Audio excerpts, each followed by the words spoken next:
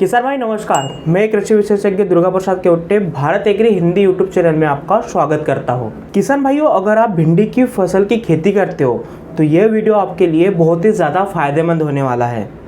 आज की वीडियो में जानेंगे भिंडी की फसल में वायरस की संपूर्ण जानकारी, भिंडी की फसल में वायरस की समस्या, वायरस के लक्षण, वायरस का जैविक नियंत्रण, वायरस का रासायनिक नियंत्रण और इसी के साथ वायरस को नियंत्रित करने वाले विषाणुनाशक दवाइयों के बारे में।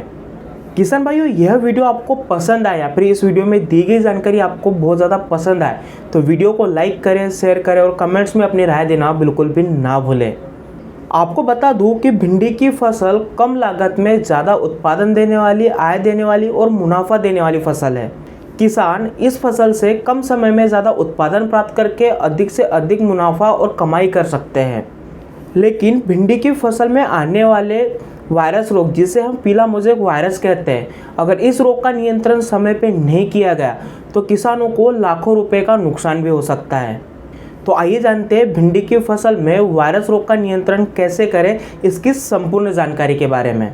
भिंडी की फसल में वायरस रोग की समस्या। किसान भाइयों, आपको बता दूं कि भिंडी की फसल में वायरस रोग की समस्या मुख्य रूप से रस चूसक कीटों के कारण होती है और इन रस चूसक कीटों में सफ़ेद मक्खी, एफिड और जेसिड, यह कीट सबसे ज़्यादा फसल को प्रभावित करते हैं। यह रस चूसक कीट फसलों की पत्तियों का सारा रस चूस लेते हैं और जिससे फसल अधिक मात्रा में प्रभावित होती है। और आपको बता दूं, यही रस चूसक कीट भिंडी की फसल में वायरस को फैलाने का मुख्य काम करते हैं।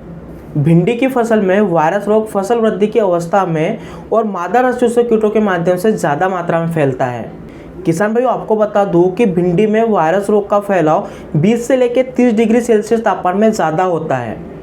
तो आइए जानते हैं भिंडी की फसल में वायरस रोग के लक्षण क्या होते हैं। भिंडी की फसल में वायरस रस चूसक कीटों के माध्यम से ज़्यादा फैलता है और यह चूसक कीट पत्तियों का सारा रस चूस लेते हैं और पत्तियों पे आपको छोटे छोटे पीले कलर के धब्बे दिखाई देते हैं। वायरस के संक्रमण से पत्तियों की सारी सिराएं पीली दिखाई देती है और अन्य भाग आपको हरा दिखाई देता है। वायरस का संक्रमण बढ़ने से पत्तियां भूरी दिखाई देती है और धीरे धीरे सूखने लग जाती है। वायरस से प्रभावित पौधों की पत्तियां गुच्छों के आकार में परिवर्तित होती है और पौधे छोटे दिखाई देते हैं, जिसके कारण पौधों का वृद्धि, विकास और बढ़वार वहीं पर रुक जाता है।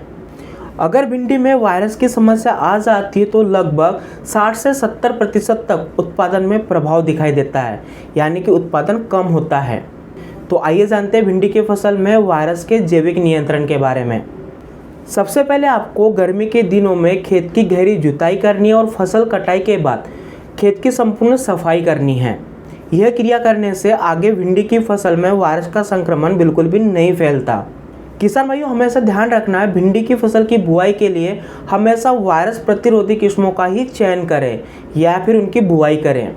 फसल बुआई के 10 से 15 दिन बाद चूसक कीटों की समस्या देखते ही आपको IFC कंपनी का स्टिकी ट्रैप्स, जिसमें 10 पीले ट्रैप और 10 नीले ट्रैप आते हैं, ये आपको फसल में लगाने हैं। इसके बाद आपको जैविक कीटनाशक, जिसे हम नीम ऑयल कहते हैं, 10,000 ppm वाला 250 मिली प्रति एकड़ के हिसाब से हर 15 दिन में फसल के ऊपर छिड़काव करना है। फसल में चूसक कीटों की समस्या देखते ही आपको जैविक कीटनाशक डॉक्टर बैक्टोस ब्रेव, जिसके अंदर कंटेंट ब्रेवियाना बेसियाना पाया जाता है, इसे हमें 400 मिली प्रति एकड़ के हिसाब से फसल के ऊपर छिड़काव करना है। किसान भाइयों, ये तो हो गया आपके भिंडी के फसल में वायरस को नियंत्रित करने वाले जैविक तरीके। अब जानते हैं भिंडी के फसल में वायरस को नियंत्रित करने वाले रासायनिक तरीकों के बारे में। भिंडी में वायरस रस चूसक कीटों के माध्यम से ज़्यादा फैलता है, इसलिए सबसे पहले हमें चूसक कीटों का नियंत्रण करना बहुत ही ज़रूरी है। चूसक कीटों के नियंत्रण करने के लिए आप ये निम्न दवाइयों का उपयोग कर सकते हैं। पहले नंबर का कीटनाशक धानुका कंपनी का धनप्रीत, इसे हमें 100 ग्राम प्रति एकड़ के हिसाब से फसल के ऊपर छिड़काव करना चाहिए। दूसरे नंबर का कीटनाशक धानुका कंपनी का पेजर, इसे हमें 300 ग्राम प्रति एकड़ के हिसाब से फसल के ऊपर छिड़काव करना चाहिए। तीसरे नंबर का कीटनाशक बायर कंपनी का कॉन्फिडोर, इसे हमें 100 मिली प्रति एकड़ के हिसाब से फसल के ऊपर छिड़काव करना चाहिए। चौथे नंबर का सिजेंटा कंपनी का अलीका कीटनाशक, इसे हमें 80 मिली प्रति एकड़ के हिसाब से फसल के ऊपर छिड़काव करना चाहिए। 5वें नंबर का कीटनाशक यूपीएल कंपनी का उलाला, इसे हमें 60 ग्राम प्रति एकड़ के हिसाब से फसल के ऊपर छिड़काव करना चाहिए। 6वें नंबर पर बेस्ट एग्रो कंपनी का रॉनफेन कीटनाशक, इसे हमें 300 मिली प्रति एकड़ के हिसाब से फसल के ऊपर छिड़काव करना चाहिए। किसान भाइयों, बताया गया कीटनाशक में से किसी एक कीटनाशक का उपयोग फसल में वायरस की समस्या या चूसों कीटों की समस्या के अनुसार किसी एक कीटनाशक का आपको फसल के ऊपर उपयोग करना है। किसान भाइयों, आइए जानते हैं भिंडी की फसल में वायरस रोग को नियंत्रित करने के लिए विषाणुनाशक दवाई कौन सी है।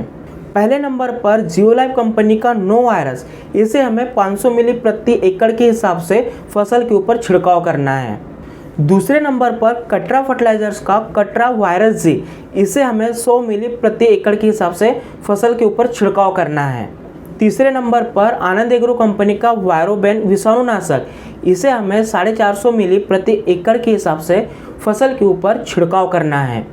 चौथे नंबर पर पाटिल बायोटेक कंपनी का अरेना गोल्ड विषाणुनाशक, इसे हमें 150 ग्राम प्रति एकड़ के हिसाब से फसल के ऊपर छिड़काव करना है। किसान भाइयों, बताए गए 4 उपरोक्त विषाणुनाशक के साथ हमेशा आपको एक कीटनाशक का उपयोग करना है जो कि आपके फसल में रस चूसक कीटों का नियंत्रण कर सके। इन दवाइयों का उपयोग करके आप फसल में वायरस की समस्या का पूर्णतः नियंत्रण कर सकते हो। किसान भाइयों, यह थी भिंडी की फसल में वायरस की समस्या और नियंत्रण की संपूर्ण जानकारी। यह जानकारी आपको पसंद आई हो या फिर आपको फ़ायदेमंद लगी हो तो वीडियो को लाइक करें और शेयर करें और कमेंट्स में अपनी राय देना बिल्कुल भी ना भूलें। ऐसे ही खेती संबंधित अधिक और नई जानकारी के लिए वीडियो चैनल को सब्सक्राइब करना बिल्कुल भी ना भूलें। मिलते अगले वीडियो में नए टॉपिक और नई जानकारी के साथ, तब तक के लिए धन्यवाद।